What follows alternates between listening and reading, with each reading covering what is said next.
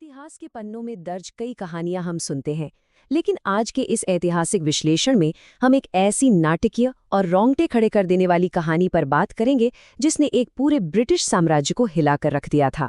ये कहानी है एक ऐसे युवा की जिसने उस वक्त की सबसे बड़ी हुकूमत को सीधी चुनौती दी और भारत के स्वतंत्रता संग्राम का पूरा रुख ही बदल कर रख दिया। तो चलिए सीधे इस घटना की गहराई में उतरते हैं। बात 1921 की है।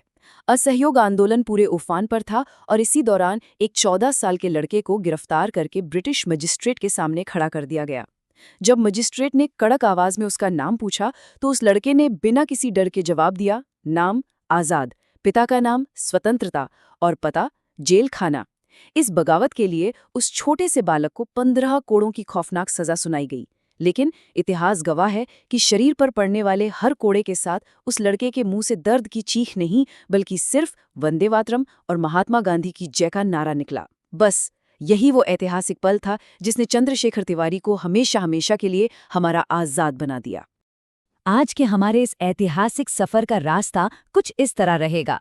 हम शुरुआत करेंगे अ बॉय नेम्ड आजाद से, फिर देखेंगे फंडिंग द रेवोल्यूशन, उसके बाद लाइफ इन डिस्गाइज, फिर रीबिल्डिंग द मूवमेंट और आखिर में द फाइनल बैटल। ये आजाद के बचपन से लेकर उनके उस सर्वोच्च बलिदान तक की एक अविश्वसनीय यात्रा है। तो चलिए अपने पहले पड़ाव से शुरू करते हैं, अ बॉय नेम्ड आजाद। और ये सफर बहुत ही शानदार तरीके से दिखाता है कि कैसे एक आम लड़का महज एक दशक के भीतर क्रांति का सबसे बड़ा चेहरा बन गया। 1906 में मध्य प्रदेश के भाबरा गांव में जन्मे चंद्रशेखर के भीतर देशभक्ति तो जैसे कूट कूट कर भरी थी। 1921 में वो राष्ट्रीय आंदोलन से जुड़े, लेकिन 1922 में जब महात्मा गांधी ने अचानक असहयोग आंदोलन वापस ले लिया तो इस घटना ने उन्हें अंदर तक निराश कर दिया और यहीं से शुरू हुआ उनका क्रांतिकारी मार्ग। इसके बाद 1925 का काकोरी एक्शन, 1928 में HSRA का निर्माण और फिर 1931 में एल्फ्रेड पार्क की वो आखिरी जंग। ये सफर वाकई बहुत तेजी से तय हुआ था। अब बढ़ते हैं दूसरे हिस्से की तरफ, फंडिंग द रेवोल्यूशन। अंग्रेजों से लंबी लड़ाई लड़नी थी तो हिंदुस्तान रिपब्लिकन एसोसिएशन को हथियारों की जरूरत थी और हथियारों के लिए चाहिए था पैसा। इसलिए 9 अगस्त 1925 को रामप्रसाद बिस्मिल, अशफाक उल्लाह खां और चंद्रशेखर आजाद ने मिलकर एक बेहद साहसिक और खतरनाक योजना बनाई। उन्होंने सहारनपुर से लखनऊ जा रही नंबर 8 डाउन पैसेंजर ट्रेन को काकोरी के पास बीच रास्ते में रोक लिया, गार्ड के केबिन को अपने कब्जे में लिया और करीब 8,000 रुपए जब्त कर लिए। अब इसे कोई आम डकैती समझने की भूल बिल्कुल मत कीजिएगा। ये सीधे अंग्रेजों के उसी खजाने पर हमला था जो उन्होंने भारतीयों से भारी टैक्स के रूप में वसूला था। इस पैसे का सिर्फ एक ही मकसद था, भारत की क्रांति को और मजबूत करना। यहीं से शुरुआत होती है हमारे तीसरे चरण की, life in disguise. Kakori action के बाद ब्रिटिश सरकार पूरी तरह से बौखला गई। चप्पे चप्पे पर पुलिस तैनात थी, जिसके चलते आजाद को अंडरग्राउंड होना पड़ा। उन्होंने करीब 1.5 साल का लंबा वक्त झांसी और ओरछा के बीहड़ जंगलों में बिताया। वे भेष बदलने में इतने माहिर थे कि उन्होंने पंडित हरिशंकर ब्रह्मचारी का नकली नाम रख लिया और ढिमरपुरा गांव में घुल मिल गए। दिन में वो स्थानीय बच्चों को पढ़ाते और सातार नदी के किनारे उन्होंने एक हनुमान मंदिर भी बनवाया। सब कुछ कितना शांत लगता है ना, लेकिन इस शांति के पीछे एक बहुत बड़ी तैयारी चल रही थी। वे इसी घने जंगल में अपने साथियों को छिपकर गरिल्ला युद्ध और अचूक निशानेबाजी की ट्रेनिंग दे रहे थे। अब आते हैं चौथे पड़ाव पर, रीबिल्डिंग द मूवमेंट। काकोरी कांड के बाद रामप्रसाद बिस्मिल और अशफाक उल्लाह खां जैसे कई बड़े नेताओं को फांसी दे दी गई।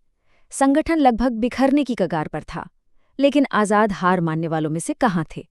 1928 में भगत सिंह जैसे युवा और तेज तरार विचारकों के साथ मिलकर उन्होंने HRA का नाम बदलकर HSRA यानी हिंदुस्तान सोशलिस्ट रिपब्लिकन एसोसिएशन कर दिया। इतिहास के छात्रों के तौर पर हमारे लिए इसमें जुड़े सोशलिस्ट शब्द को समझना बहुत जरूरी है। यह महज एक शब्द नहीं, बल्कि एक बहुत बड़ा वैचारिक बदलाव था। इसका मतलब था कि अब लड़ाई सिर्फ अंग्रेजों को भगाने तक सीमित नहीं थी, बल्कि एक ऐसे आज़ाद भारत का निर्माण करना था जहां आर्थिक और सामाजिक समानता हो। और इस नई ऊर्जावान फौज में आज़ाद को प्रमुख सैन्य कमांडर की जिम्मेदारी दी गई। अब इस जानकारी के बारे में जो बात सबसे दिलचस्प है वो है आज़ाद का सबसे भरोसेमंद साथी, उनका अपना हथियार जिसे वो बमतुल बुखारा कहते थे। ये आज़ाद की अपनी 32 बोर की स्मोकलेस कोल्ट पिस्टल थी। बमतुल बुखारा फारसी और उर्दू से निकला एक नाम है, जिसका मतलब होता है विस्फोटक और हथियारों का शहर। ये एक बार में 8 राउंड फायर कर सकती थी, और पता है इसकी सबसे बड़ी खासियत क्या थी? फायर करने के बाद इसमें से बिल्कुल धुआं नहीं निकलता था। मतलब दुश्मन के लिए ये पता लगाना लगभग नामुमकिन था कि गोली आखिर किस दिशा से आ रही है। और अब हम पहुंचते हैं अपने सफर के आखिरी और सबसे भावुक हिस्से पर, द फाइनल बैटल। साल था 1931। आजाद संगठन को और ताकतवर बनाने की रणनीति पर काम कर रहे थे और गुपचुप तरीके से रूस जाने की योजना बना रहे थे। इस यात्रा के लिए जवाहरलाल नेहरू ने उन्हें 1500 रुपए की आर्थिक मदद भी भिजवाई थी। पूरे देश में भारी तनाव का माहौल था। फिर वो मनहूस दिन आया, 27 फरवरी 1931।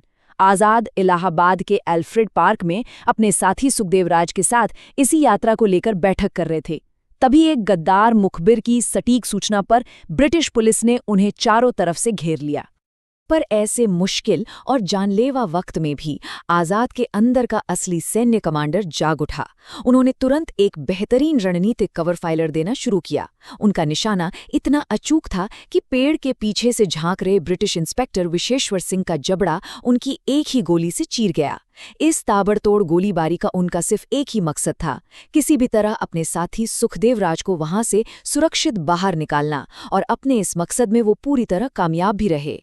उन्होंने सालों पहले एक कसम खाई थी कि वो अपनी आखिरी सांस तक आज़ाद रहेंगे और जीते जी कभी अंग्रेज़ों के हाथ नहीं आएंगे। जब दोनों तरफ से भयंकर गोलीबारी हो चुकी थी और आज़ाद के पास उस ऐतिहासिक कोल्ट पिस्टल में सिर्फ एक आखिरी गोली बची, तो उन्होंने अपना फैसला कर लिया। बड़े ही गर्व और अदम्य साहस के साथ उन्होंने वो आखिरी गोली खुद को मार ली और अपनी मातृभूमि के लिए अपना सर्वोच्च बलिदान दे दिया। तो चलिए इस ऐतिहासिक विश्लेषण को एक बहुत ही अहम सवाल के साथ खत्म करते हैं। आइए इस पर गहराई से विचार करें कि 1931 में एक 24 साल के युवा के उस महान बलिदान ने ऐसा क्या किया कि 1947 में भारत की आज़ादी की नींव पक्की हो गई। उनका ये आज़ाद रहने का जो पक्का और अटूट इरादा था ना, उसी ने पूरे देश के युवाओं के दिलों में देशभक्ति की वो आग भड़काई जो अंततः भारत की सबसे बड़ी जीत का कारण बनी। इस पर जरूर सोचिएगा। इस ज्ञानवर्धक सफर में साथ जुड़ने के लिए बहुत बहुत धन्यवाद। मिलते हैं अगले अध्याय में।